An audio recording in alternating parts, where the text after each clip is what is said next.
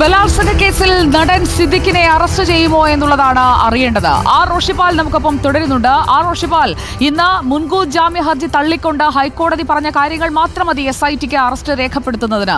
കൃത്യമായ അന്വേഷണത്തിലേക്ക് പോകുന്നതിന് പകരം കാലതാമസം ഉണ്ടാകുന്നുണ്ടോ, തെളിവുകൾ പുറത്തേക്ക് വിടുന്നുണ്ടോ എന്നൊക്കെയുള്ള സംശയവുമായി പരാതിക്കാരി ഒരു ഭാഗത്ത് നിൽക്കുന്നുണ്ട്. ആ പരാതി കൂടി അല്ലെങ്കിൽ അവരുടെ ആശങ്ക കൂടി ശരിവെക്കുന്ന രീതിയിലുള്ള പരാമർശങ്ങൾ കോടതിയിൽ നിന്നും വരുന്നത് നമ്മൾ കാണുന്നു. ഇനിയും എന്തുകൊണ്ടാണ് ഒരു മുൻകൂർ ജാമ്യ ഹർജി പരിഗണിക്കുന്ന ഒരു ബലാത്സംഗ കേസിലെ കുറ്റാരോപിതനായ വ്യക്തി എവിടെയാണ് എന്നുള്ളത് കൃത്യമായി ലൊക്കേറ്റ് ചെയ്ത് വെക്കാതിരുന്നത് എന്നത് SIT നേരിടാൻ പോകുന്ന ഒരു പ്രധാന പഴിയായി മാറുകയല്ലേ റോഷിപാൽ?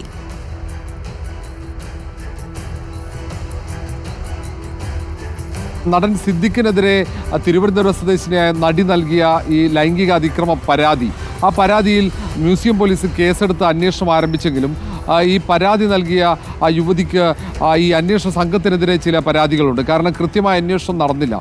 ചില പ്രധാനപ്പെട്ട തെളിവുകൾ അത് ഏറ്റുവാങ്ങാൻ തയ്യാറായില്ല. ഈ കാര്യങ്ങൾ ചൂണ്ടിക്കാണിച്ച് പോലീസ് മേധാവിക്ക് ആ പരാതിക്കാരി ഒരു കത്ത് കൈമാറിയിട്ടുണ്ട്. അതിൽ പ്രധാനപ്പെട്ട ചില തെളിവുകളുമുണ്ട്. ഈ കാര്യമാണ് രാവിലെ ഈ പരാതി നൽകിയ ആ നടി റിപ്പോർട്ടറിനോട് പറഞ്ഞത്. ഏതായാലും അങ്ങനെ ഒരു ഇപ്പോൾ വ്യത്യസ്തമായ ഒരു അഭിപ്രായം നിലനിൽക്കുമ്പോൾ, അന്വേഷണ സംഘത്തിനെതിരെ ഉള്ള പരാതി കൂടി നിലനിൽക്കുമ്പോൾ തന്നെയാണ് ഈ ഹൈക്കോടതി മുൻകൂർ ജാമ്യാപേക്ഷ തള്ളുന്നത്.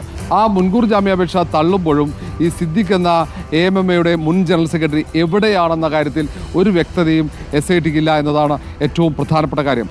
ക്രൈംബ്രാഞ്ച് മേധാവി H. വെങ്കടേഷിൻ്റെ മേൽനോട്ടത്തിൽ Thiruvananthapuram city police commissioner IG Sparjan കുമാറിൻ്റെ നേതൃത്വത്തിലുള്ള വലിയ സംഘമാണ് ഈ കേസും അന്വേഷിച്ചത്. അതിൽ മെറിൻ ജോസഫാണ് പ്രത്യേകിച്ച് ഈ പരാതിക്കാരിയുമായി ആശയവിനിമയം നടത്തി പരാതിക്കാരി നൽകുന്ന തെളിവുകൾ ശേഖരിക്കുന്ന ചുമതല ഉൾപ്പെടെ ഉണ്ടായിരുന്നത്. മ്യൂസിയം പോലീസും സംഘത്തിൽ സഹായത്തിനുണ്ട്.